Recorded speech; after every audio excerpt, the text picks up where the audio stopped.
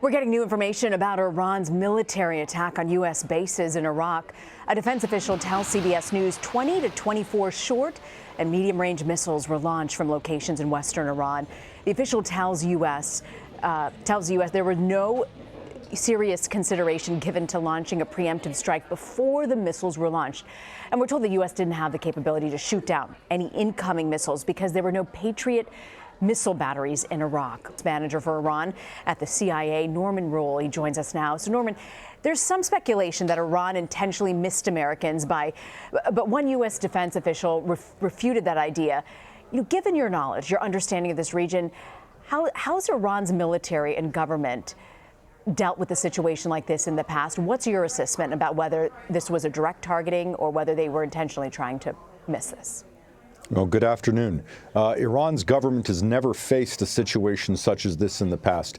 It's now confronted with a requirement to produce an action which not only humiliates and punishes the United States and deters further action, but doesn't result in the sort of U.S. response which would undermine a rather fragile regime.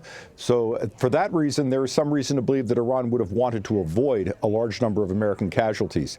I think if you look at the base chosen, or the bases chosen by the Iranians, a couple of issues pop out. Iran would be very familiar with these locations, very familiar with the sites, and this is rather close to Iran. Iran could have used tools which should have provided precision attacks, although it's possible those tools weren't available. So Iran has a capacity for precision attacks, as we saw in their strike on Saudi Arabia.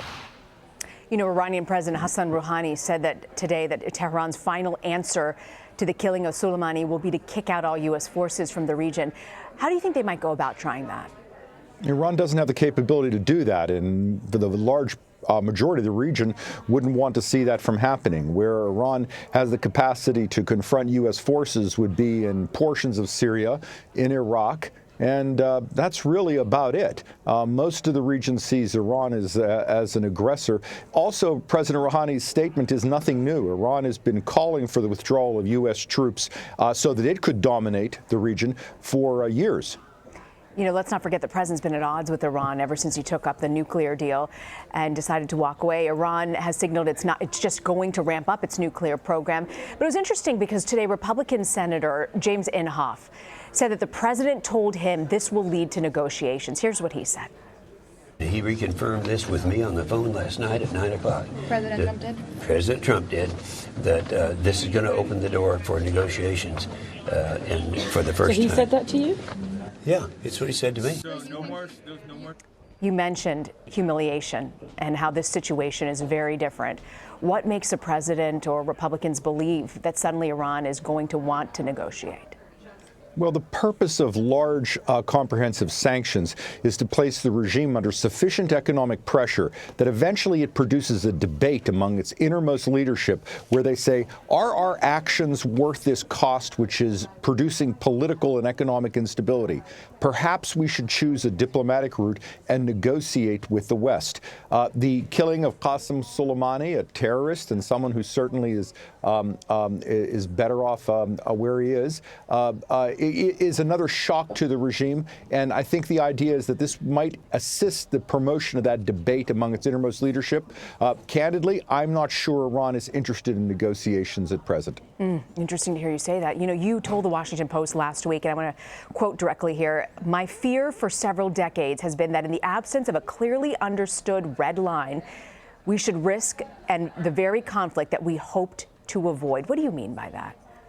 Well, what I mean is Iran over the last 20 years, pretty much ever since the U.S. invasion of Iraq in 2003, has undertaken a series of increasingly bold and escalatory attacks on the United States and the West, terrorist actions, killing of American servicemen and women, killing of other nationals.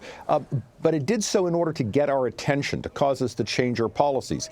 As we failed to change those policies, in essence, it moved to new red lines. It moved to new issues. Its overt filmed mining of tankers in the Gulf was extraordinary. Its use of missiles on Saudi Arabia was extraordinary. So in essence, you see Iran going higher and higher in the realm of tools. And my concern has always been that at a certain point, they would have a catastrophic success. A missile would strike an American embassy. A missile would strike a group of American servicemen. And we would be compelled to respond. And that might produce the very conflict each side in the world hopes to avoid. And this is happening because Iran is not facing international pressure. This is not just a U.S. responsibility. The UN Security Council has been silent on Iran for almost a decade, and that's because of Russian blocking of actions against Iran in that body. You know, Norman, you've spent years at the CIA looking at the Iranian situation.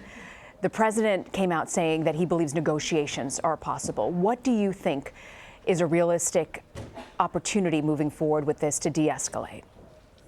I think in the near term, it will be difficult for Iran to conduct negotiations, at least openly, because to do so would cause them to lose face. Also, the supreme leader is in poor health, and there's a succession process underway. And certainly no one who wants to retain the support of the all-powerful Revolutionary Guard is going to stand up in that crowd and say, I think we should negotiate and compromise with the United States. However, Europe, which has been, I think, unfortunately too silent on a number of these issues, does offer a doorway by which we can have back-channel discussions with the Iranians.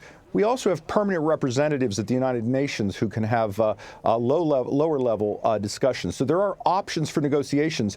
But again, I'm not sure that there are any strategic drivers which would compel Iran to do so. Norman Roule, I want to thank you very much, Norman, for joining us.